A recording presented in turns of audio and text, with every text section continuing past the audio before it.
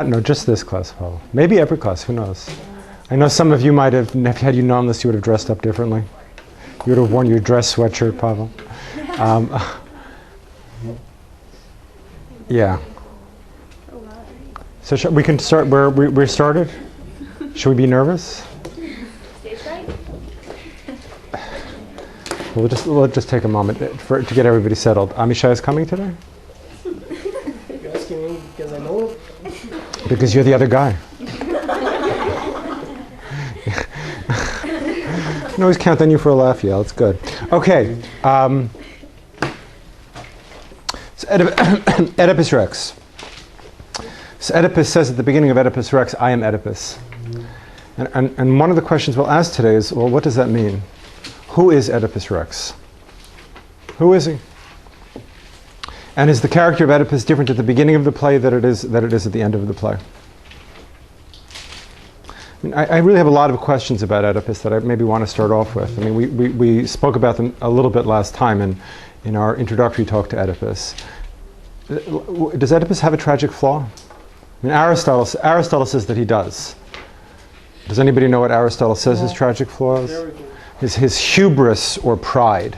So what does that mean? I mean, can we make that make more sense to us? I mean, sometimes we just repeat the judgments of Aristotle or whoever, and it doesn't really resonate with us and make sense. I mean, how does that make sense in a reading of the play? What is the hubris of Oedipus?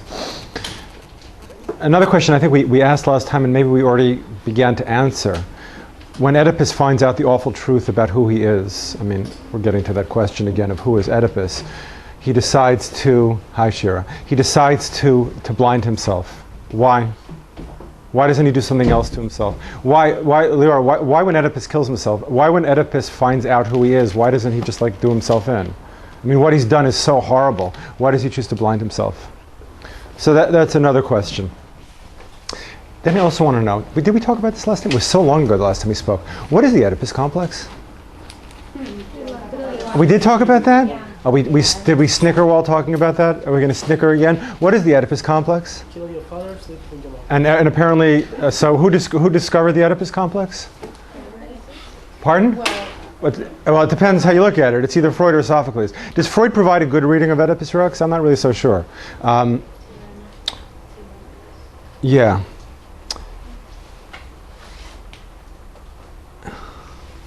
So those are some of the questions that we asked.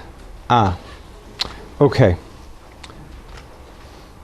So just to reframe some of our conversations, remember since it was a while ago that we started to introduce Oedipus, we said that Sophocles is writing at this period of, let's say, transition between what we called nomos and phusis. Does anybody recall what these terms mean, nomos and phusis? So, I mean, they both mean in a weird way, which is kind of confusing, law. But nomos means what kind of law? Like a tradition. Excellent. I remember we mentioned the scholar who, in mid-20th century, speaks about the inherited conglomerate of ideas and traditions. And then there's this other kind of law, which is not associated with tradition. Phusis is associated with what kind of law? Really natural law, right? The reason of the self. Know thyself. So one of the things we discussed, and really what I want to know today is Oedipus still relevant? Is Oedipus Rex a play that continues to be relevant? And this distinction maybe tells us a way in which at least the time at which Sophocles was writing was relevant. How do I determine who I am? Do I determine who I am through nomos, through inherited laws and conventions and traditions? Or do I determine who I am through my own sense of myself? I mean, we tried just as a way of, kind of like a walking stick. We tried to think about ways in which there are correlates of this in Jewish history. When was there a moment of phusis in Jewish history? So Haskalah, right, the Enlightenment. So in Jewish Enlightenment, there's kind of a jettisoning of nomos, and an embracing of phusis, an embracing of skepticism, of secularism, of enlightenment, and the rejection of nomos. We said we're trying to think of Oedipus within that context. Remember this is a little bit tricky here. Remember our Bar-Ilan production of Oedipus Rex? You remember? Who's going to be directing that? Oh, I forgot me. Right? So in the Bar-Ilan production of Oedipus Rex, we decided that the priests outside of the altar, how would we describe them? How does Sophocles describe them at the beginning of the play? You shouldn't say that in the camera. Pardon? With the camera, you shouldn't say that again. I'm sorry, Pavel? So how would we describe them? Listen, Pavel, maybe your memory is much better than mine is. I had to reread the play and reread the first part of the play. So how would we describe them? Yeah, Marissa. Our terms are No, in Sophocles' terms. like old priests. Yeah, so they're old, but they're not just priests. I mean, They're old and they're older. well, they're older and they're broken down and they're praying. And Oedipus sees them and says to them, Oh, they're depressed. you know, what's wrong with you guys? You look really depressed. And why pray to the gods? He says, pray to me. So he said in our polemical Bar-Ilan production of Oedipus Rex, we would have, let's say, some Hasidim from Mea Sharim coming in their long robes, praying at the altar. Now, what about Oedipus? I mean, I'm really, I'm not just kind of being jokey about this, because I think it is a kind of walking stick. And thinking about the contemporary correlates, the contemporary parallels, may give us a sense of like what's going on in the play. So what about Jocasta? We haven't met her yet, but we're about to meet her. Jocasta is Oedipus's lovely wife, mother. Have you seen, did you see Polanski's Chinatown yet? Not yet. Okay, still, it's... Waiting for We're not. It's not going to happen here. Okay, so it's his. Well, let's not. It's his wife or mother, depending upon how you look at it, or really, both. And how do we say? Well, this is my production of Oedipus Rex. So Jocasta, in my production, she's a Chiluniya wearing a pantsuit. Now the real question is, I hope nobody's getting offended by this. I know the Haredim with the long robes, I don't think offended anybody, and I don't mean to offend anybody else either. What about Oedipus? What does he look like? remember, but I don't agree. Well, okay. So remember, Oedipus says, right, I will bring things to light. I am Apollo's champion. Remember, that resonates in a Homeric and Aeschylean context, because in Homer and Aeschylus, who brings things to light? The gods bring things to light. And Oedipus says, I will bring things to light. I know God's will, he says. I know what Apollo wants, and I will do it. So that's why I put Oedipus in a Kippus Rugan. I'm sorry if I'm offending people. Why? Oedipus believes that he knows what God wants and that he can act it and enact it, right? I know what God wants, and I will make it happen through history. Isn't that pretty much all religious people? Okay. We can. I'm sorry. I'm opening up for a debate, which I don't want to quite open up yet. I know what God wills, and I'm going to do it. Now, Oedipus. What kind of characters? I thought about this. Oedipus. I said Oedipus Rex a couple of weeks ago, and you were like, "What?" Right? Because you didn't know what Oedipus Rex was. Oedipus Rex is translated as Oedipus the King, but the Greek title is Oedipus Tyrannicus. Oedipus not the king. Excellent. Oedipus the dinosaur. No, not Oedipus the dinosaur. Oedipus.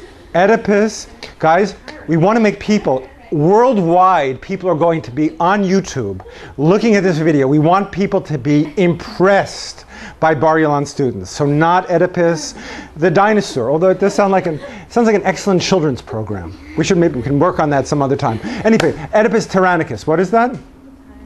Oedipus the Tyrant. Oedipus the Tyrant. Oedipus who becomes king. Now it's interesting, right? How do we when we think of, let's say, British monarchy, how is kingship passed on? Oh, it's hereditary. And Oedipus is not a hereditary king, right? I mean, in a way, I guess he is. But when he claims kingship, again, what's the geography again? He's coming from Corinth, and his father and mother are Polybus and Merope, and he comes to Thebes. And it turns out that the king of Thebes, am I getting this right? It turns out that the king of Thebes has just been killed. That's Laius. And the widowed queen is available, and Oedipus marries her. So Oedipus becomes king, not through, at least as the real politics of the play plays out, not through his hereditary claims, but through his own virtue. Again, what's the riddle that he solves?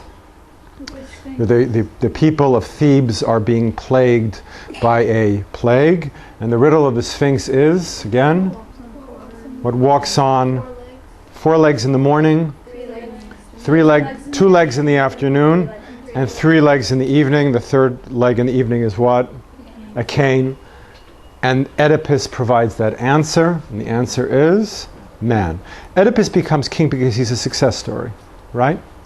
It's not because of what he inherits, it's because what he is. And what is he? What do we see him through the beginning of the play?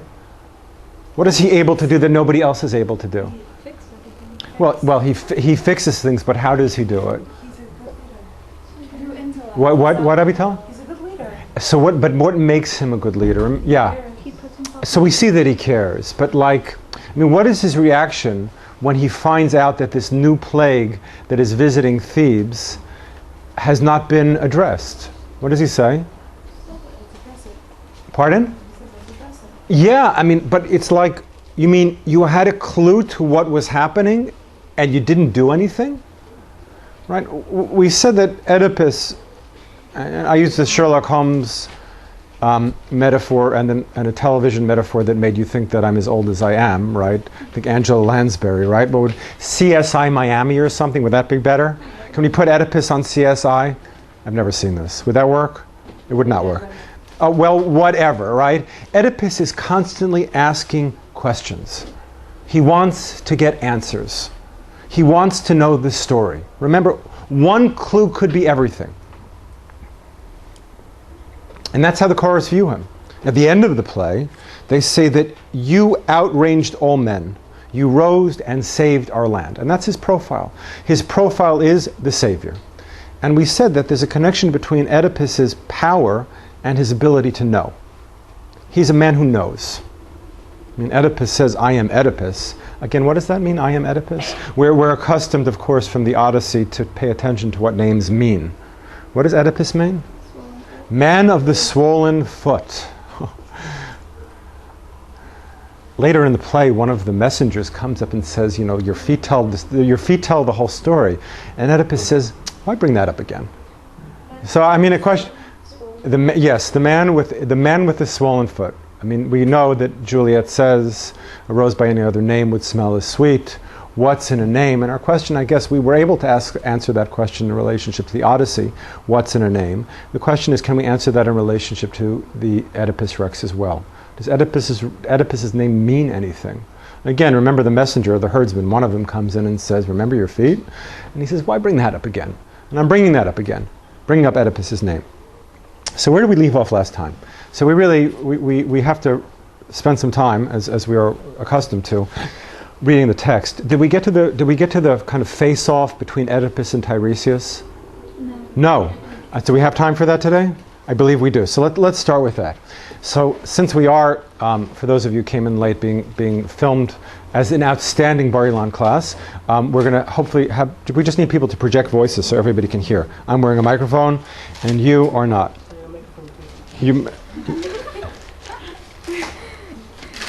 I don't remember your sense of humor as being so active, Pavel. I can see you really get up for the camera. What is Oedipus's attitude when he first calls in Tiresias? And remember that he sends for Tiresias to help to explain. And who is Tiresias, by the way? What kind of figure is he? He's like the third. He's a seer? Yeah. Oh, good. So that's a kind of ironic name for him in a play which is very much, of course, about sight. He is the blind seer. That's an oxymoron, right? He's the person who can't see, who somehow sees. Is Oedipus happy to bring him in? Yeah, at the beginning, yeah.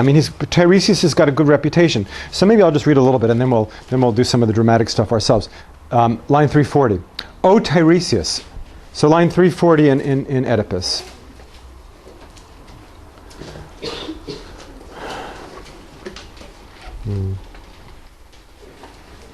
I guess before we go on, The question about Oedipus that I wanted to sharpen a little bit, and we can forget the sociology, is he more here or here? I mean, we know very clearly that the priests, let's be scholarly and not sociological, the priests are here, right? The priests are associated with nomos. They represent nomos. And they kind of freak out at the end of the play when they think that things are not happening as the gods say they will.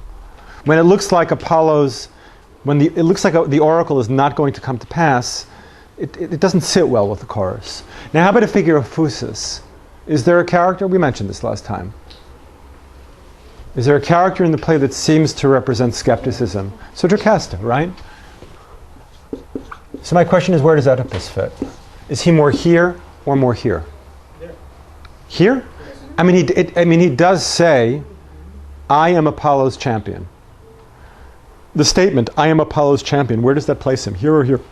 Does it place him with tradition? Or does it place him with this new reason? Ah. So he's kind of like a hybrid. Marissa, that's what you were going to say? I was going to say, yeah, pretty much. Yeah? So this kind of hybrid figure. Yes, Shira? I think he's trying to, like, he's more impulsive. Yeah. So, but he's trying to, like, cloak it in its nomos, like, to make it more acceptable. That's interesting. So, but it's a variation on the theme. That he doesn't represent clearly, the priests very clearly represent nomos. Even Jocasta is a slightly ambivalent character, as we'll see. Even she's not exactly what she seems to be. But Oedipus, for sure, is this kind of ambivalent figure. This figure based upon, as we said, knowledge. Okay, so let's turn to Tiresias.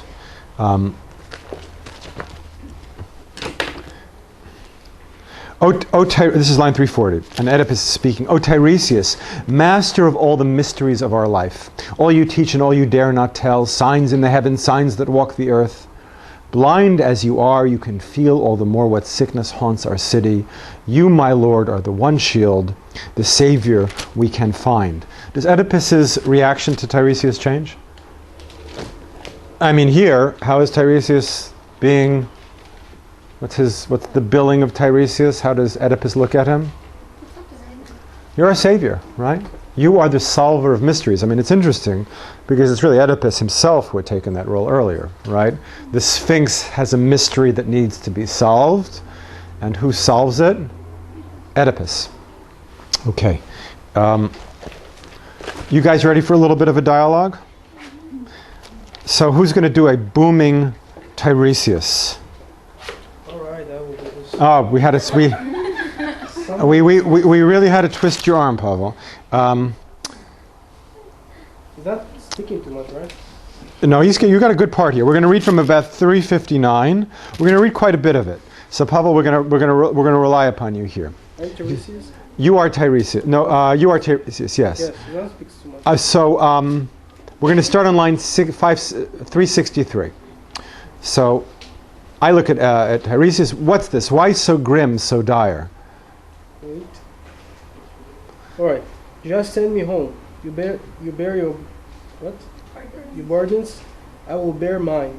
It's better that way. Please believe me. Strange response, unlawful, unfriendly to the state that bred and reared you. You withhold the word of God. So Tiresias, I mean, when he's asked to reveal, what does he say? I prefer not to. And Oedipus's response is, well, let's skip down to 376. What? You know, and you won't tell? You're bent on betraying us, destroying Thebes. What can't Oedipus deal with? Not knowing. And the idea, remember Creon earlier in the play says, let's talk inside. What does Oedipus say? No. Let's talk out here. Oedipus is all about visibility, about revelation. He wants to know. And Tiresias says, I know, but I'm not telling. Why, by the way, is he not telling? Because he knows. Because he does know. Because somehow the blind seer does know the truth. Let's skip a little bit. Tiresias, you're on line 388. What will come? Which one? 386. Right. What will come will come. It's you saying this. No, you're saying it, yeah? You're Tiresias. 386. Will come, right. Even if I short it will silence. Even if I shroud it all in silence, what will come? You're bound to tell me that. I will say no more. Do as you like. Build your anger to whatever pitch you please. Rage your wars. Oh, I'll let loose. I'll have such fury in me now I see it all. You helped hatch the plot. You did the work. Yes, short of killing him with your own hands, and given eyes, I'd say you did the killing single-handed. What is Oedipus doing here? Let's just think about, how does Oedipus's mind work? I can never do anything wrong. Well, he's not. Oedipus is not even. We'll have to talk about Oedipus's consciousness or lack thereof, but we're not even up to that. What's his relationship to what Tiresias is saying? Yadana, yeah? Yeah, but why would he accuse Tiresias? It's crazy, isn't it? How are you going to cast Tiresias? Blind old guy, right? So he says, yes, Allison, yeah? It's the whole thing with the power of knowledge. Here's somebody saying, I know exactly what's happened, I know what happened before, and he won't tell. So, if you don't tell, saying you know what happened, and you're not saying, so it must be you, and you're covering up. But what's so patently absurd about it? He's He's this blind old guy. Oedipus says as much. Aside from killing him, what will Oedipus speculate later? Because he realizes this story can't be told. And again, I compared this to mysteries. Anybody like reading mysteries? A little bit? You do? Excellent. Yeah. So the detective, how does he or she, what is her job? Pardon? And what do they want to do? What's the end point? Look at the evidence and? So the who did it. But what is that? Is it just who did it? There's more to it than just who did it. It's in their nature. Gaining knowledge, gaining evidence, gaining... And what do I do with all that evidence? Put it together and create a what is that? I make a story, right? And that's what Oedipus wants to do. He wants to tell a story, right? He's trying to take the little pieces that he can get and put it into a story. It's like he's plotting. Now, he realizes it's ridiculous to assume that Tiresias did it on his own. So what must he do? That's what the detective is always doing, right? He tells really good detective stories. Dorothy Sayers, you ever read her? Right? An old... No. Whatever. What interesting detective novelists sometimes do is the detective will tell one story and she'll be wrong. Because how will she know she's wrong? There'll be some fact that won't fit into the story that she's told. So what does the detective have to do then? Tell another story, right? That's what Oedipus does with Tiresias' blindness. Is later on he realizes he's a blind old guy. So how do you revise the story? Turn it into a conspiracy. Yes, Ariel. Yeah. Originally, when you said that Oedipus Tyrannus, I didn't see how he was so arrogant, but here even you could see that he's almost childlike. The minute he doesn't get what he wants, he looks to blame. He looks to, and that in essence is making it about himself. So that may be when we talk about Oedipus Tyrannicus. It may not just be his political role, it's how he thinks. He thinks tyrannically. Everything has to fit in. And what is Tiresias' response to him? You're the one who's blind. Can Oedipus hear that? Or let's put it in Sophoclean terms. Can Oedipus see that? No. Right? Not at this point. Let's continue. We'll read line 438. In the middle of the line, Oedipus continues with Tiresias. So hungry to overthrow me, he sets the wizard on me. This scheming quack. Who is this scheming quack? Who is he referring to? Who was he 100 lines ago? The shield and the solver of mysteries. What happened?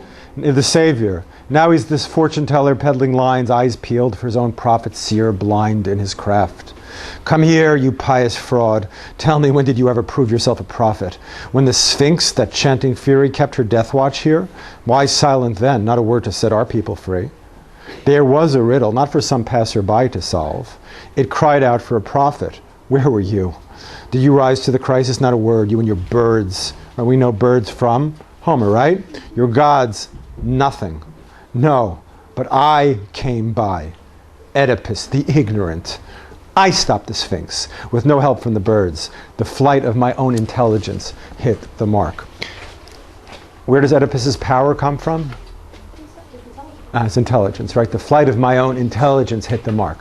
How is the Sphinx solved? Not through some prophet.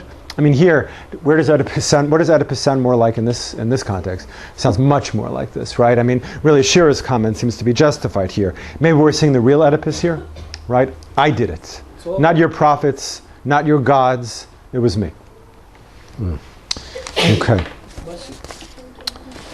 all he says is I. Yeah. Well, I mean, maybe that's part of. We have to think about the hubris or the arrogance. What Aristotle calls the arrogance of Oedipus. How is that spelled? Hubris. I think we were on the board. As far as Oedipus is concerned, he's just playing this political game. Everything is pragmatism. Let's look quickly at a scene on 690, I think, yeah? Sorry, 690? 690. Hubris means, in Greek, it means arrogance or pride. It's what Aristotle says Oedipus's tragic flaw is, whatever that is. I mean, we're trying to figure out what Aristotle means by that. I mean, some of us, you'll hear it 1,000 times. Hubris means arrogance in Greek. Right?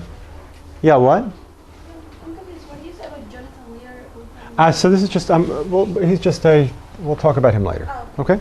We'll talk about him later. Fine. So let's have a Creon. I'm Creon. Well, we're going to spread out the wealth. Ariel, you want to be Creon? Of course, the only wealth that's not being spread out is my own. You can be the leader, Pavel. 690, yeah? That's too much. The leader just gets one line. You're going to... All right. I will be the one. Yeah. Good advice, my lord, for anyone who wants to avoid disaster. Those who jump to conclusions may go wrong. So the leader says Oedipus is, or Creon is suggesting caution.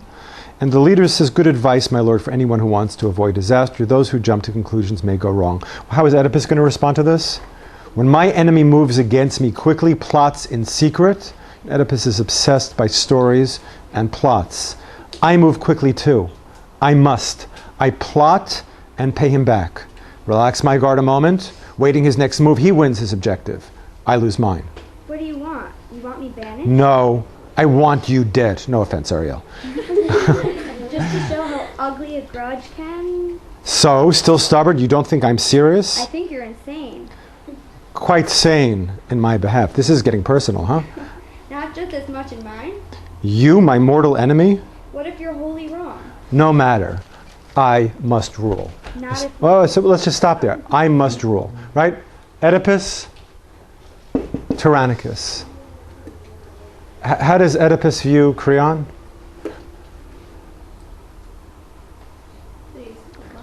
Well, there's this conspiracy against him. And Oedipus says, I am going to know more than those who are plotting against me. It's a chess game. And what's Oedipus's attitude about that game? How's he going to do in it? Yes, Alexandra, behind the camera. cue everybody. Well, it's not just a matter of, he's going to win. He's going to outsmart everybody else. In this game of politics, of manipulation, Oedipus will rule. He knows. Or at least he thinks he does. But, as we know, the plot develops. Let's meet Jocasta.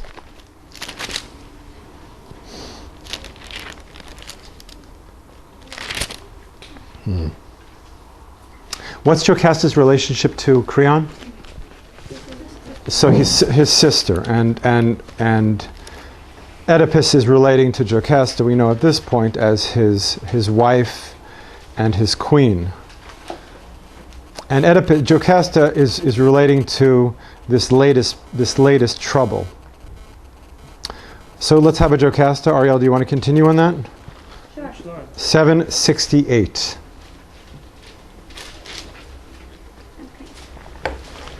Okay.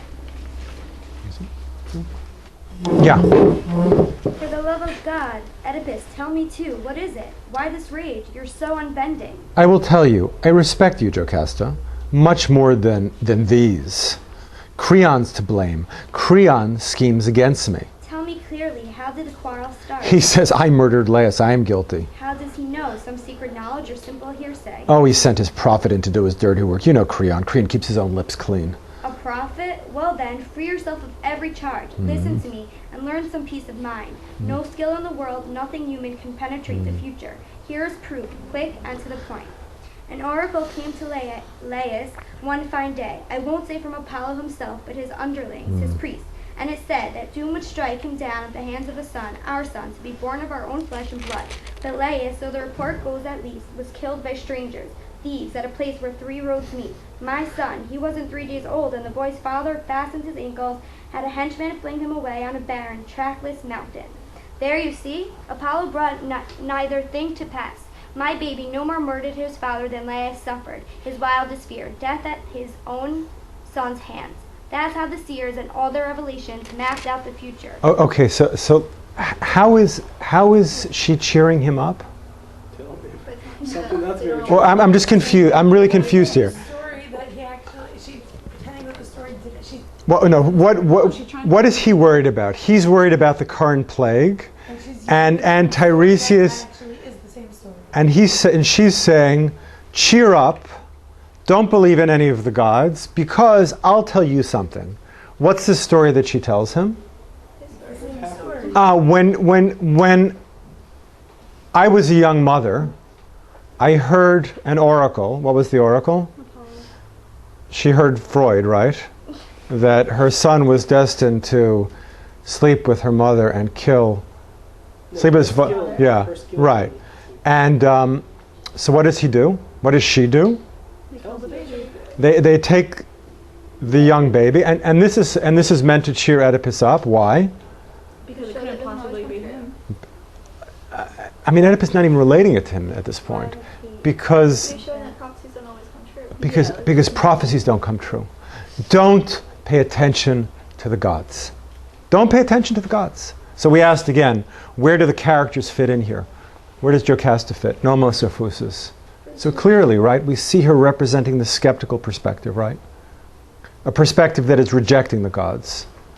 Creon is bringing in his prophets. Tiresias said that you killed Laius. Come off it. Can't be true.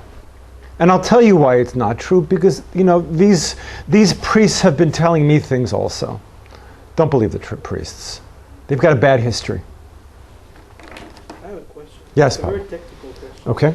How old is what's your name? Jocasta was when Oedipus was born? Is it really just a technical question you're asking? It's a very smart So it's Pablo, we always assume that I was going to say that all the questions that are asked in this class, if you'd like me to say, and you in particular, are very, very smart. I think we asked a version of this question last time. I mean, we asked, remember? Why would he go to his father's age? Let's stand out. Where does Oedipus kill Laius? Where the three roads meet. Let's say it's Kvish Gea, right? So you can go over to Kvish Gea and you see Oedipus Rex. You see Oedipus on the way. What are you going to say to him?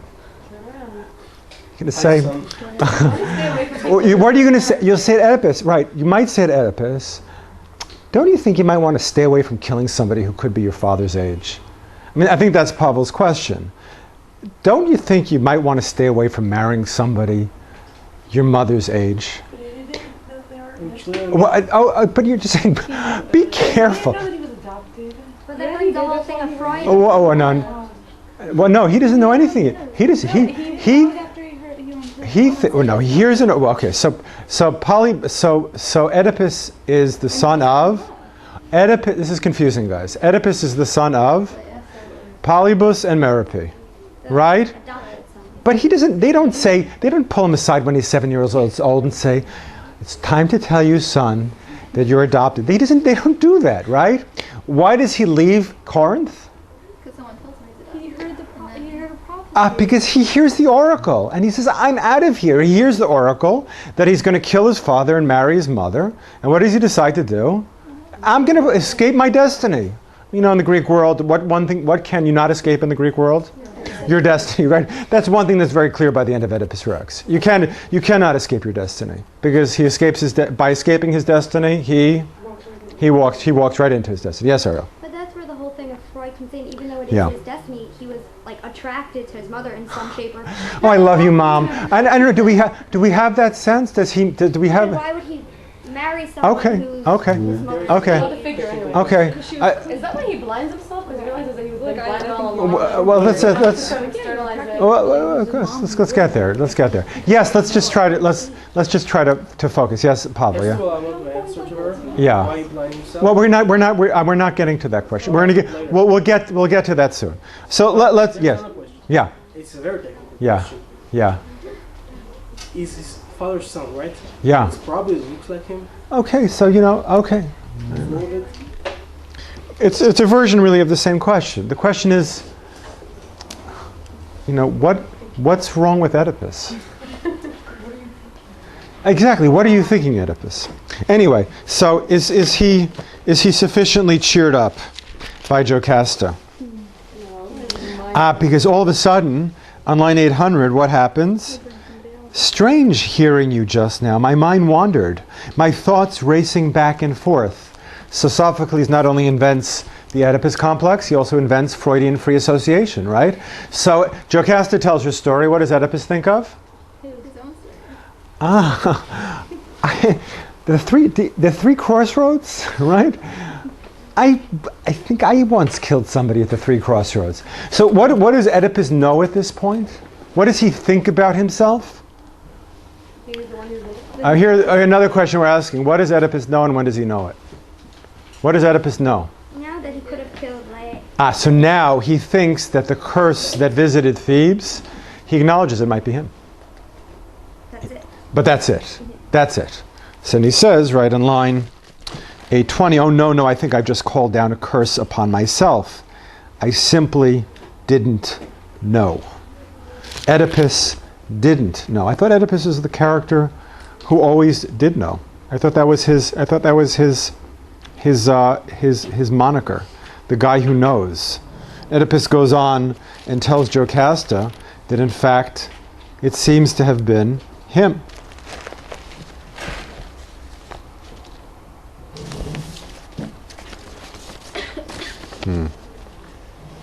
So let's continue a little bit further. Yeah. Here Oedipus begins to tell Jocasta of his own fears. Line 851.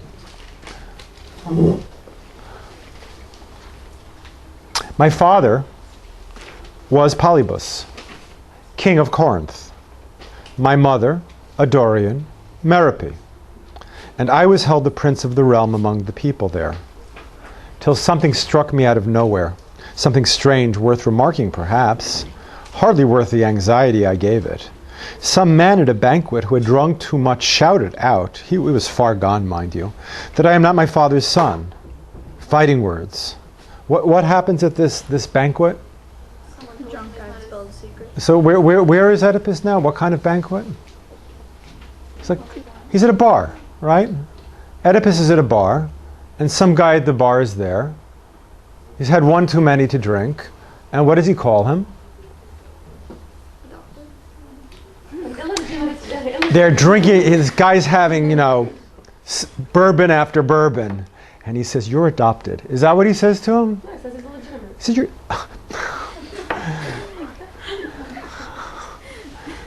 We're living up to Bar-Ilan as a religious university. He says, you're a bastard. That's what he says.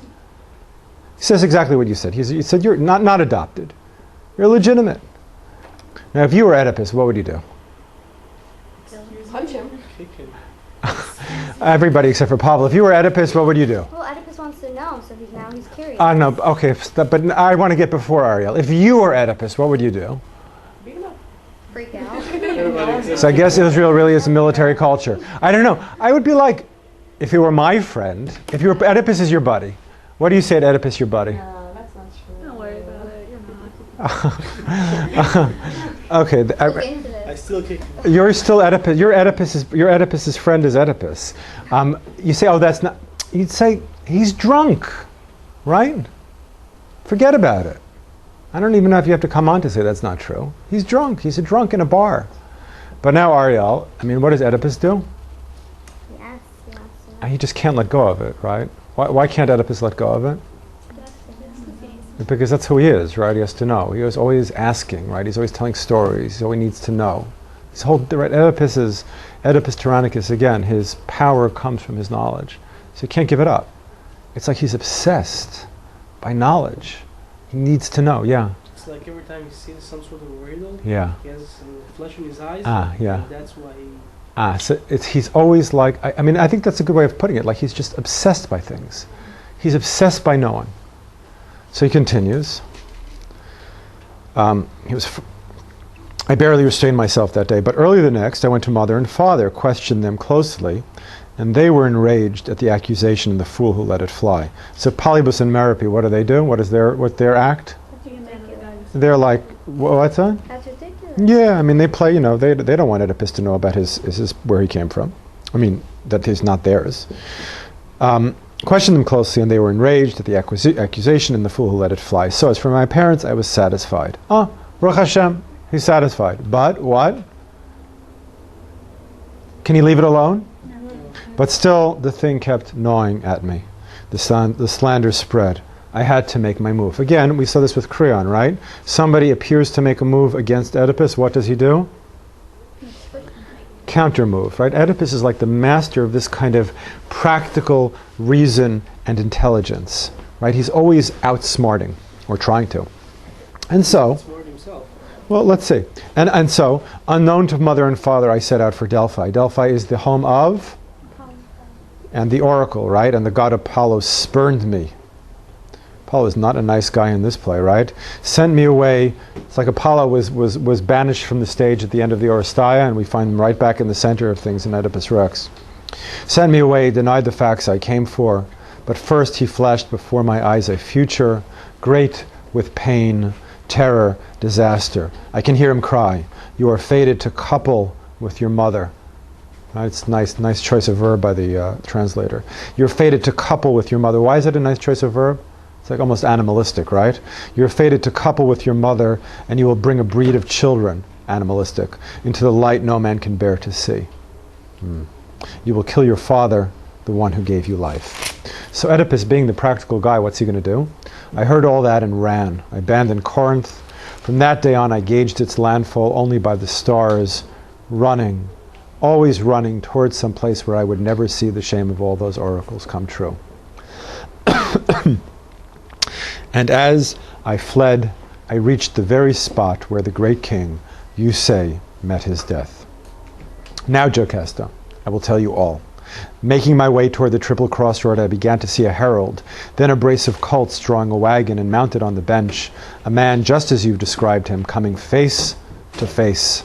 And the one in the lead and the old man himself were about to thrust me off the road, brute force, and the one shouldering me aside, the driver, I strike him in anger. And the old man watching me coming up along his wheels, he brings down his prod, 2 prongs straight at my head. I paid him back with interest. Short work, by God. With one blow of the staff, in this right hand I knock him off his high seat, roll him out of the wagon, sprawling, headlong. I killed him, every mother's son. And Oedipus realizes, line 906 and following, and all these curses no one but I, brought down these piling curses on myself. Is that true? And all these curses, no one but I brought down these curses piling on myself. And Pavel spoke about the word I earlier. We still see it in Oedipus, right?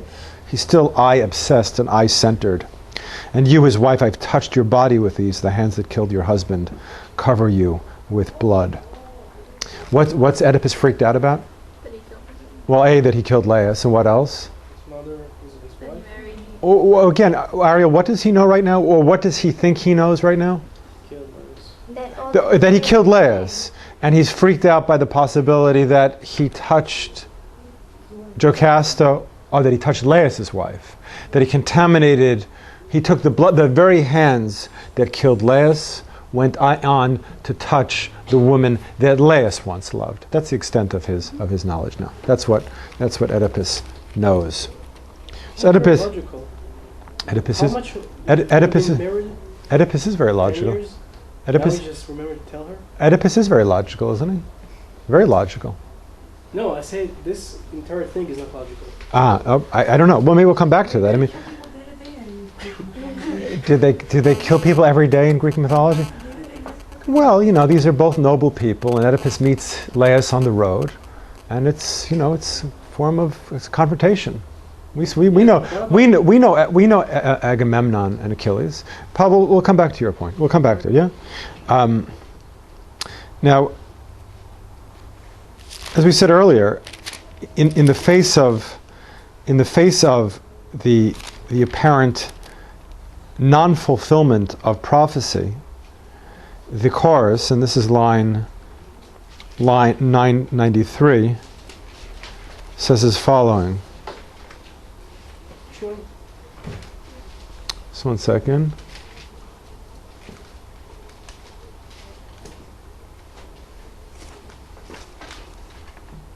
Yeah. They are dying. The old oracle sent to Laius. Now our master strikes them off the rolls. Nowhere Apollo's golden glory now. The gods go down. So again, we see the chorus, as we said, represents nomos. We see Sophocles dramatizing the conflict between nomos and phusis, between the rationalism, the independence, the autonomy of Jocasta and Oedipus. We'll see more of that in a second. And the traditionalism of the chorus. And the chorus have this feeling, even before what's about to happen, the chorus have this feeling that the gods are going down. Right? Again, if we're situating Oedipus Rex at this time of transition between nomos and phusis, the chorus as the representatives of nomos see the end of that culture. That culture is dying and is giving way to a culture of reason, culture of autonomy, the culture of the secular. But isn't Yeah. him finding out that some of the prophecies are true, going back to nomos? It seems that Oedipus here is really solving the riddle himself. When he says, I did it myself. What should he have said earlier? I mean, I asked you that, right? All these curses I know, but I brought these down, curses piling on myself. What should he really have said? Apollo did it. I mean, Oedipus is still occupying. I mean, even as he solves a mystery in which he is implicated, he's occupying this world of phusis. He's solving the riddle. He is still the one, right? This is what he promised from the beginning of the play. I'm the one bringing things to light. And it's true that Oedipus brings his own crime, as it were, to light. But it's he who's doing it. Let's continue, shall we? Excellent.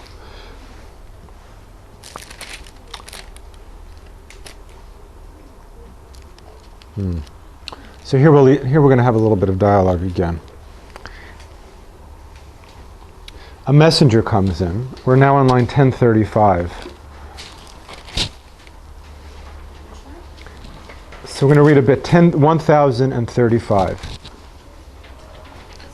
We need a powerful Jocasta. Oh, good. So I think you're far from the microphone, which is on over here, right? Is that right? It's still There's a microphone there also. Excellent, good. So 1035, there's a messenger who comes in. Go ahead, Jocasta. Quickly, go to your master. Tell him this. You prophesize of the gods. You prophecies of the gods. Prophecies of the gods. Where are you now? This is the man that Oedipus feared for years. He fled him, not killed him, and now he's dead. Quite by chance, a normal, natural death, not murdered by his son. What's the news that Jocasta has just received, and why is this a game changer? So he gets a notification, a telegram. I guess you don't get telegrams anymore. He gets an email that Polybus is dead. What did Polybus die of? So why does that register on Jocasta's map? Why is that important? His father, and he didn't kill his Because they had heard this oracle that Oedipus would kill his father, and Polybus dies in his excuse me, Polybus dies in his sleep. So Oedipus responds, "Dearest, what now? Why call me from the palace?" Listen to me. See for yourself what all those awful prophecies of God have come to. And who is he? What can he have for me? He's from Corinth. He's come to tell your father is no more. Polybus, he's dead. What? Let me have it from your lips. Ariel, you be the messenger. Where are we? Well?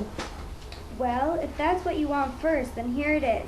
Make no mistake, Polybus is dead and gone. How? Murder? Sickness? What? What killed him? A light tip of the scales can put old bones to rest. Sickness then. Poor man. It wore him down. That, and a long count of years he'd measured out. So, Jocasta, why look to the prophet's hearth, the fires of the future? Why scan the birds that scream above our heads? They winged me on to the murder of my father, did they? That was my doom? Well, look, he's dead and buried, hidden under the earth. And here I am in Thebes. I never put hand to sword, unless some longing for me wasted him away. Then in a sense you'd say I'd caused his death. But now all those prophecies I feared, Polybus packs them off to sleep with him in hell. They're nothing, worthless. Great son, right? What does Oedipus say? Where's Polybus? He's packed off all his Oedipus's problems are now packed off in hell. And now Jocasta, the reassuring wife, says, There, didn't I tell you from the start? So you did. I was lost in fear. No more. Sweep it from your mind forever. But my mother's bed, surely I must fear. Fear? Here's your big speech, Jocasta. Go for it. Fear? What should a man fear? It's all chance. Chance rule our lives. Not a man on earth can see a day ahead, groping through the dark. Better to live at random, best we can. And as for this marriage with your mother, have no fear. Many a man before you in his dreams had shared his mother's bed. Take such things from shadows, nothing at all. Live, Oedipus, as if there's no tomorrow. Yeah, so Sophocles here in this passage discovers the Oedipus complex, right? Many a man before you in his dreams has shared his mother's bed. So what's Jocasta's reaction to the oracle, to the Polybus's death? She's really happy. I mean, she's totally Yeah, right. I mean, well, first of all, told you so. What is her whole attitude when she says it's all That chance? there's no such thing as these prophecies. I mean, we actually referred to this last time in a very different context. Tomorrow and tomorrow and tomorrow, right? This is Jocasta's version of time. Everything's random. Everything is according to chance. Believe in the gods? Why bother? There's no meaning to them. And if there is no meaning, take such things for shadows, Jocasta continues. Take such thing for shadows, nothing at all. Live, Oedipus, as if there's no tomorrow. If the gods are not present, then what? What should you do? You ever hear this expression in Latin? I'm sure you have. Carpe diem. What is carpe diem? How would you translate that? Seize the day. How would you translate that into English? How would you translate that into contemporary English? Live for today. Party, right? Thank you, Ariel. Go for it, right? If the gods aren't involved in our lives, and Jocasta has just demonstrated for certain that they're not, then what should you do? Enjoy. Party. And Oedipus and Jocasta seem now in a world where phusis, this conception, has triumphed. Live as if there's no tomorrow.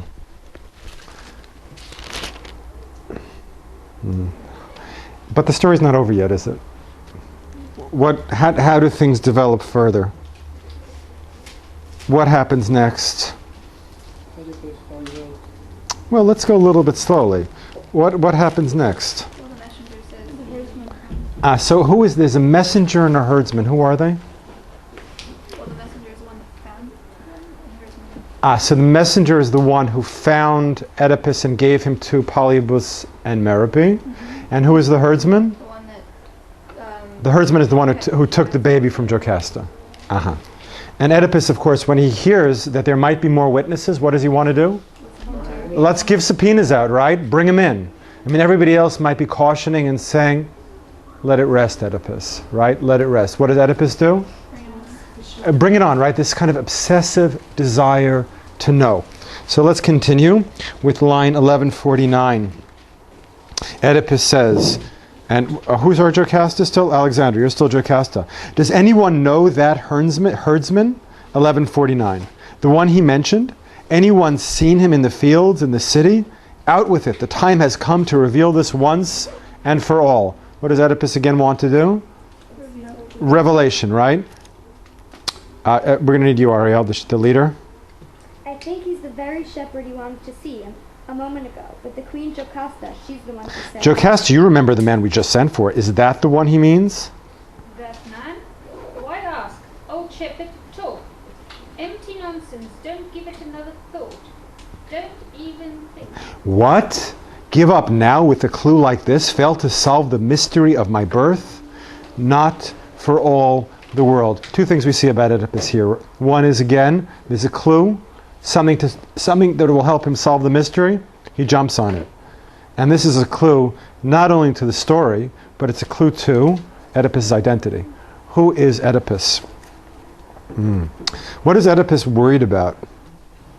What does he fantasize? And we talk about, sometimes when we talk about fantasies, we fantasize about good things. Oedipus has negative fantasies. What are the things that he most fears?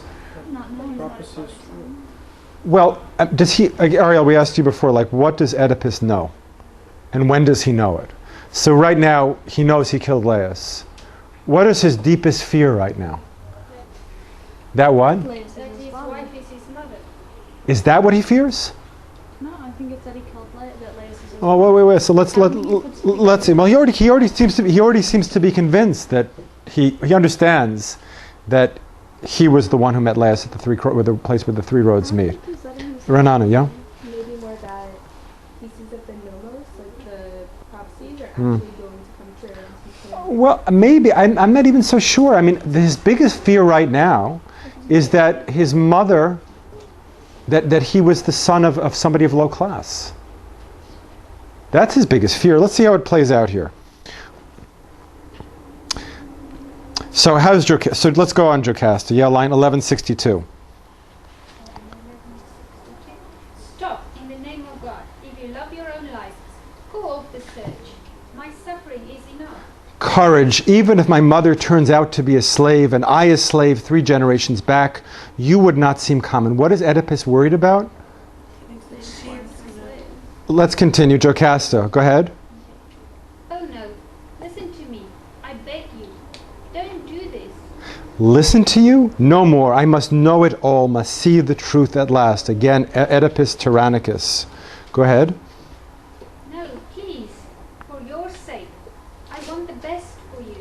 Your best is more than I can bear. You're doomed. May you never fathom who you are. May you never fathom who you are. May you never fathom. Hurry, fetch me the herdsman now. Leave her to glory in her royal birth. Go ahead, Jocasta. Aye. Ariel, do you want to help her out with that? Aye. There we go. Man of agony. That is the only name I have for you. That no other. Ever. Man of agony. What is that an appropriate name? Yeah, Odysseus was also a man of agony. And Oedipus continues, let it burst. Whatever will, whatever must. I must know my birth. No matter how common it may be. I must see my origins face to face. She, perhaps with her woman's pride, may well be mortified by my birth, but I count myself the god of chance. Where does that place him? Nomos or Phusis? I mean, god of chance, that's what Jocasta said earlier. The great goddess, giver of all good things, I'll never see myself disgraced. She is my mother, and the moons have marked me out, my blood brothers. One moon on the wane, the next moon great with power. That is my blood, my nature. I will never betray it. Never fail to search and learn my birth. What's his worst fear? That he's a common man. That he's a common person. Does he imagine for a second that he's Jocasta's son? No. Even here, when he seems close to revelation, he still is in a position of not knowing. Is that a good name for Oedipus, man of agony? Why? Because, I mean, he had a pretty rough life. And it's going to get a little bit rougher, as we'll see in a second. He had a pretty rough life. Irony. I don't know if Oedipus experiences his own irony. Go ahead, Ariel, yeah? I don't get, does Jocasta know what's going on, or she's just scared? Yeah, how do you play Jocasta here? Does she know? Yeah. You bet she does. You bet she... Exactly. So Once what he said that he You... met Leia, But if she knows, how could she not want him to know? Like, hello, How could she goodbye. not be disgusted herself? well, she goes off to kill No, but I herself. think- Okay, one second. If she knows, how could she not want him to know? If she knows, how could she not be disgusted herself? I think she is a bit. I don't know if disgusted is the right word. I don't know what would be the right word. She's mortified. I'm mortified, right? I would have said the more colloquial, freaked out. I mean, right? She says, you are a man of agony ever, ever, ever. Do we hear from Jocasta again? I mean, we'll see her a little bit later. Or is this earlier? We said Jocasta is also kind of ambivalent figure because she's caught, I think it's a little bit earlier. What is she doing? Even as she rejects Apollo, what is she caught doing? Praying to him, right? So she kind of sneaking into her closet, in her pantsuit, forgive me, and she's praying. Right? So even she's a kind of ambivalent character. But Oedipus has given himself entirely over to chance. I am Oedipus Tyrannicus. I don't rely upon history. I don't rely upon the gods. I made myself. And even as I declare my own guilt, I am the one who brought things to light. Again, Oedipus is this figure of what? Knowledge and power. Didn't somebody once say that? Knowledge is power? That's Oedipus. Knowledge and power. Yeah. Is saying that Oedipus is a bit of a control freak qualify significantly what we've been saying? I mean, I think that's what we mean by the title, Oedipus Tyrannicus. He needs to control. I must rule. And so far he is ruling. I brought it to light. Again, even when he brings about his own guilt, even when he discovers his own guilt, it's he who discovers it. So now we get the shepherd who comes in. Right? Let's start on line 1278. I mean, or 1277. Who wants to be the shepherd? Any volunteers we have not had yet? This side of the room? Go for it, yeah. Well, first of all, we have to, the shepherd comes in and Oedipus wants him to answer questions. What is his first response? No, right? Can I take the fifth? Can I not speak? But Oedipus is persistent. Why is Oedipus persistent? Because that's Oedipus's profile, right? He needs to know. And even threatens him. He threatens him with torture. We'll pick it up right after that line where Oedipus says, or we'll start 1275. Our friend here wants to stretch things out, does he? And he motions to his men to come torture him, I guess to pull him on the rack. Go ahead. No, I gave it to him. I just said so. Where did you get it? What's the it here? What are they talking about? The baby. Where did you get it? Your house? Someone else's? It wasn't mine, no. I got it from someone. Oh, come on. We need a little bit more dramatic there, right? No, I got it from... I mean, you can almost do it Monty Python-esque, right? I got it from someone. Which one of them? Whose house? No, God's sake, Master, no more questions. You're a dead man if I have to ask again. Then the child came from the house of Leah. A slave? Or born of his own blood? Again, what is Oedipus's fantasies here? That some slave in the household gave birth to him. Go ahead, shepherd. Oh no, I'm right at the edge. The horrible truth, I've got to see it. And I'm at the edge of hearing horrors. I mean, maybe Oedipus, does he know or doesn't he know? I mean, At this point, he knows. I'm right at the edge, the horrible truth. Oh, sorry. And I'm at the edge of hearing horrors. Yes, but I must hear. All right, his son, they said it was his son. Oh, come on. Again, one more time, yeah? All right, his son. They said it was his son. But the one inside your wife, she'd tell it this. I mean, this is one of the greatest moments in European literature, right? My wife? She gave it to you? Yes, my king. And that we hear the irony of the word king, right? The king is suddenly a person who's going to be not in control. Why? What for? To kill it. Her own child? How could she? She was afraid, frightened. frightening prophecy. What? They said he killed his parents. But you gave him to this old man. Why? I pitied the little baby master, hoped he'd take him off to his own country, far away, but he saved him from this fate. If you are the man he said you are, believe me, you were born for pain. Born for pain, right? Man of pain, man of agony. And now, oh God, all come true. All burst to light. Oh light, now let me look my last on you.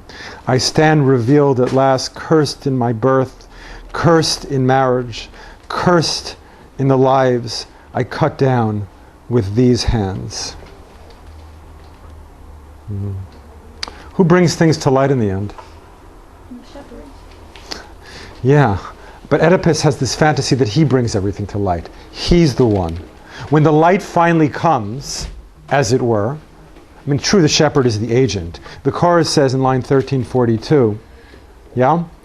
But now for all your power, time, all-seeing time has dragged you to the light. How is this an inversion or a change of what we've seen up until this point? Time, all-seeing time has dragged you to light. Instead of him dragging the light to him. Remember, that was Oedipus's belief. I know the God's will, and I will be the agent of it. What happens in the end? The shepherd is just he makes things happen. Oedipus has no idea what the gods want, none at all, until now. And he has no way of bringing it to light. Oedipus thought he was the agent, the man who knew, who wanted to know, and thought he knew everything. It turns out, what does he know? Nothing. He claims to be the agent. I know God's will and I will bring it to light.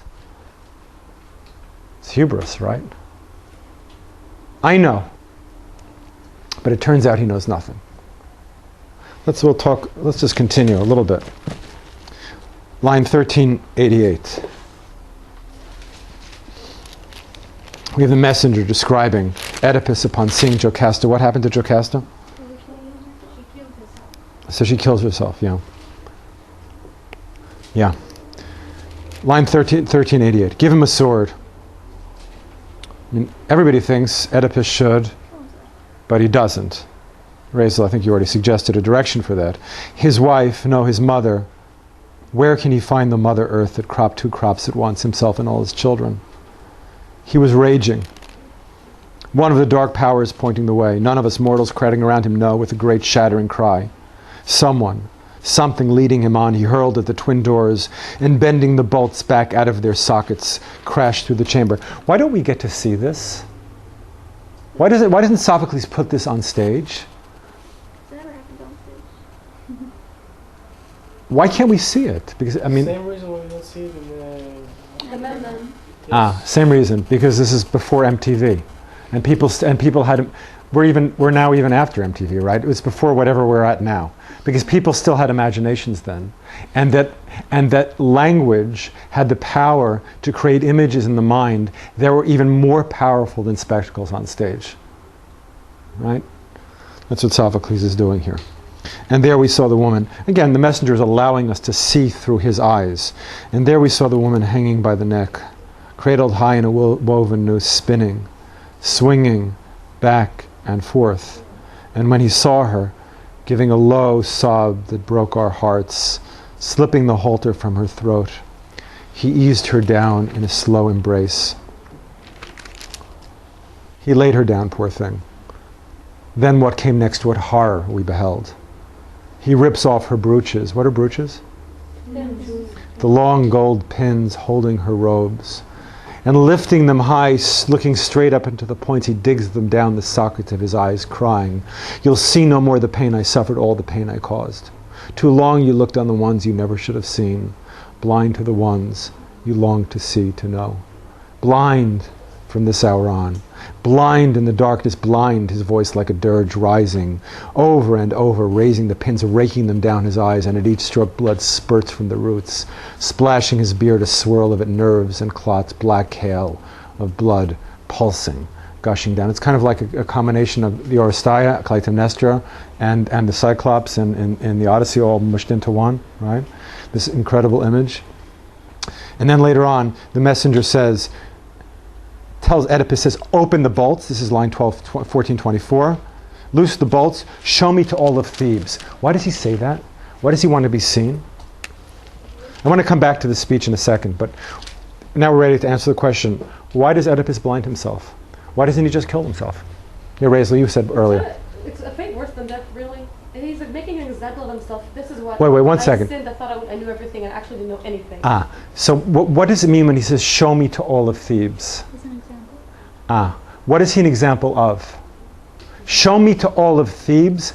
I thought I knew everything with my eyes. I think that they should believe in the nomos, not in the first place. Well, I mean, in this play, which wins in the end?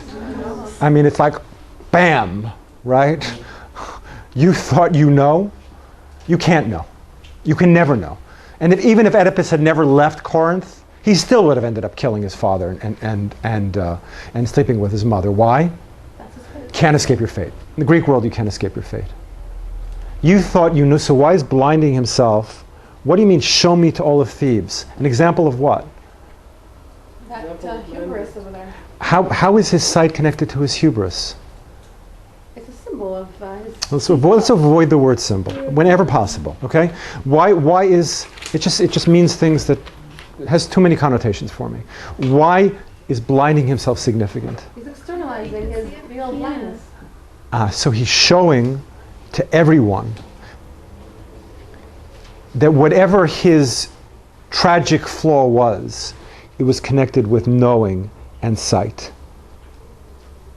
The arrogance of his knowledge was connected with seeing. Who knows the most in this play?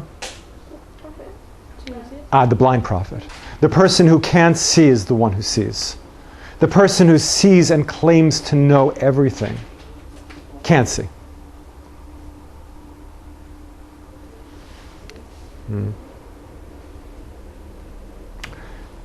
Let's continue. We'll continue in a second, but let's go back to that passage. In 1406, you'll see no. This is Oedipus. The messenger is now reporting the speech of Oedipus. You'll see no more the pain I suffered, all the pain I caused. Too long you looked on the ones you never should have seen, blind to the ones you longed to see, to know. What does that mean? This might be the other Oedipus complex. Too long you looked on the ones you never should have seen, blind to the ones you longed to see, to know. He always saw himself in the center. He never saw anybody else. Well, who's he referring to? Too long you looked on the ones you never should have seen. Who should he have not seen? Children from himself and his mother. His wife as mother and their children, blind to the ones you long to see, to know. Oedipus can't see what's in front of him. The irony of Oedipus is the one who knows nothing. In his earnestness about knowing everything, he can't see what's in front of him.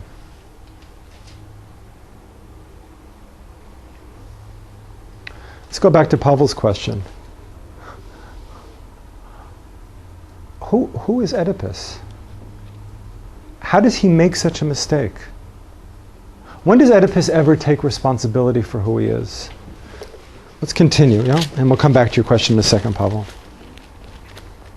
Line 1468.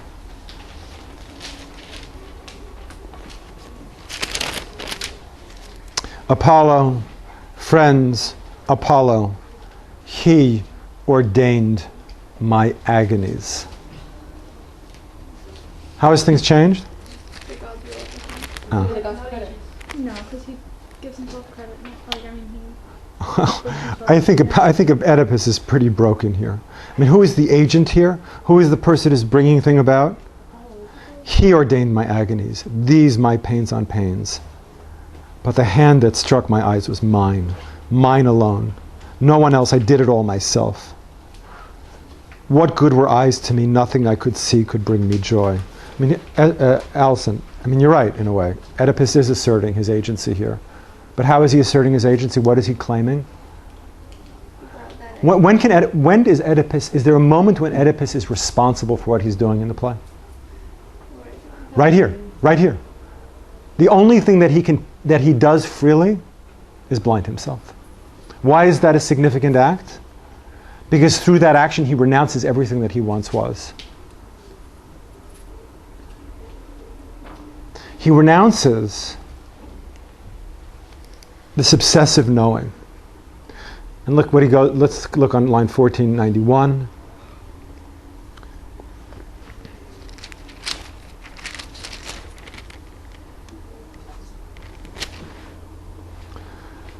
I'd never have come to this, my father's murderer, never been branded mother's husband. All men see me now. Now loathed by the gods, son of the mother I defiled, coupling in my father's bed. Spawning lives in the loins that spawned my wretched life. What grief can crown this grief? It's mine alone, my destiny. I am Oedipus. How is that different than it was in the beginning? Now it's without no. I mean, just everybody hear the question. Oedipus at the beginning of the play says, I am Oedipus. At the end of the play he says, I am Oedipus. Yeah, Marissa. In the beginning of the play, it's like, I'm Oedipus, come to me with your problems, don't pray to the gods, but come to me, I'm Oedipus, like I can help you, and I'm the savior. And now it's like, it's mine alone, my destiny, like giving into the gods, like I can't do it, like I'm Oedipus, like I'm just a man. Like, I mean, not only am I just a man, I'm like defiled, I'm like bad, I did all these horrible things. show me to Thebes. Remember the messenger says, your feet tell the whole story. Why do his feet tell the whole story? Let me ask you another question. What's the answer to the riddle? 4 legs in the morning, 4 legs in the morning, 2 legs in the afternoon, 3 at night. Why do Oedipus's feet tell the whole story? Because he was put out to die, and he was chained by his feet. So he limps. So the answer to the riddle, if the answer to the riddle is man, Oedipus is a perversion of what man is. Because Oedipus doesn't fit any of those characteristics. He went with a cane in the afternoon, and he goes on 4 legs, this you don't know, in the evening, or he goes in the morning, he limps with a cane. And in the plays that follow, Oedipus is dragged around by Antigone, his daughter. So it's 4 legs. So if the answer to the riddle of the Sphinx is man, it ain't Oedipus. Oedipus thinks he has all the answers and that he is the answer, but he doesn't know anything. I am Oedipus. Yeah, I am the man with the swollen foot. What does that mean? Is that a significant? I mean, we laughed it off. Sophocles kind of dropped the ball. Who is Oedipus? He's the man of agony. He's the man of suffering. His agony defines who he is.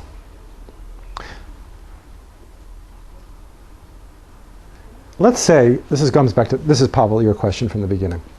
Let's say that your name is Abandoned Cohen, Abandoned Jones, and you went through your whole life with that as a name. Wouldn't you begin to ask some questions? But Oedipus never asks. Why not? He's so full of himself. Because he actually does know that. Because he answered the riddle, and he said it's man, and so that he knows. But he knows the answer that he provides is the Oedipus who knows everything. He knows he doesn't. Does Oedipus know he doesn't know?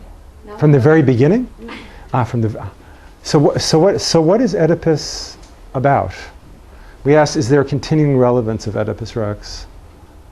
Is there? A culture of knowingness, of always thinking that we know. Oedipus is so sure and so interested in knowing that he forgets there's some stuff that he can't know. He's so sure that he knows God's will. He's so sure that he knows the world that he forgets that there's mystery. When does he realize there's mystery in the world? Comes much too late. It's almost as if the pain of who he is, which is registered on his feet, makes him ask and ask and ask and ask and ask. But what's he always asking? Wrong questions. Oedipus' desire to know makes him blind to the most important thing. What is that? Who he is. So he sees people he shouldn't see, and he doesn't see the people he should see. That's the Oedipus complex. How could that play itself out? You're ever in a conversation with somebody and you say to them, "I'm not your mother." You ever had that kind of conversation? Right? What makes you say such a thing? Or I'm not your father. I'm not your mother. What makes you say such a thing? You're not on responsibility. So does it ever happen to you that sometimes somebody talks to you and you think, this person is not talking to me. This person is acting out some other relationship and I just happen to be standing here. Ever happened to you? Right? I mean, I know he's looking at me, but it sounds like he's having another relationship. That's what Oedipus does. And he can't see what's in front of him because he can't face up to who he was, who he is. And he's so busy asking the wrong questions. And this is the Oedipus complex. He's asking the wrong questions. Why? To avoid knowing who he is. That's the scary part. Is that knowledge, Oedipus's knowledge, is a knowledge that is helping him not know. Can you imagine such a knowledge? A knowledge that helps me not know. I ask questions. I mean, our whole conception of Oedipus has flipped now. It started as Oedipus wanting to know everything. But the desire to know is in the service of not knowing. How is it in the service of not knowing? Oedipus, look at your feet. Who are you? Oedipus keeps on asking and asking. And finally, he knows the truth. So what happens to Oedipus in exile? Dragged around by Antigone. Let's just read the last few lines of the play. Right? Creon, great friend to the end, says, still, this is line 1677, still the king, the master of all things. What is Creon doing? Sticking it to him, right? You're still the king, Mr. Tyrannicus? No more here, your power ends. None of your power follows you through life. Tough luck on you, Oedipus. And then the chorus is, people of Thebes, my countrymen, look on Oedipus. He solved the famous riddle with his brilliance. He rose to power, a man beyond all power. Who could behold his greatness without envy? Now what a black sea of terror has overwhelmed him. Now as we keep our watch and wait the final day, count no man happy till he dies, free of pain at last.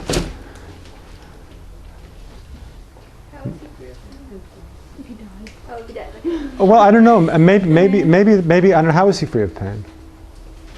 He knows who he is. I don't know.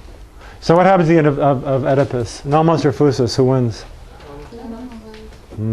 So we can see that in this culture of skepticism that Sophocles is encountering, where people think skeptical, autonomous reason can triumph. What does Sophocles say?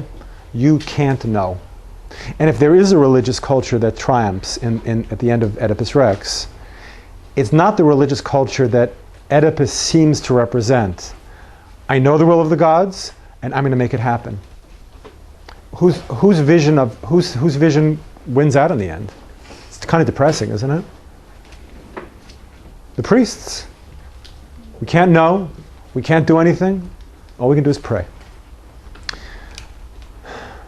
Okay, so next time, the great philosopher Friedrich Nietzsche said that all of Western culture kind of ended with Sophocles. That was it. We had Homer, we had Aeschylus, we had Sophocles, and then everything went downhill. So that's where we're going now. We'll see Euripides. I mean, you may love Euripides, and you may love Plato, but Nietzsche said, Euripides, that's it. It's over. We thought Western culture ended, I don't know, maybe 19th century, mid-20th century. Nietzsche says, when was the glories of Western civilization, when did they end? 5th century BCE. This is the last you saw of it. Anyway, guys, next time we will go back to our unphotographed and unvideoed informality. So we look forward to Medea next time. Read about half the play. We'll spend 2 classes on it, okay? We are reading, if anybody wants to know a little bit more about Oedipus Rex, I was basing it on the reading today on this book by Jonathan Lear called Open-Minded. He's got an essay on Oedipus, which is absolutely fantastic. I recommend that you read it. And we will be reading for next time the first half of Euripides' Medea. Try to get through as much of it as you can, okay? It is in this book. It's the next one. Or it might not be the next one, depending on your book. And if anybody has any questions for next time as well, we can cover them.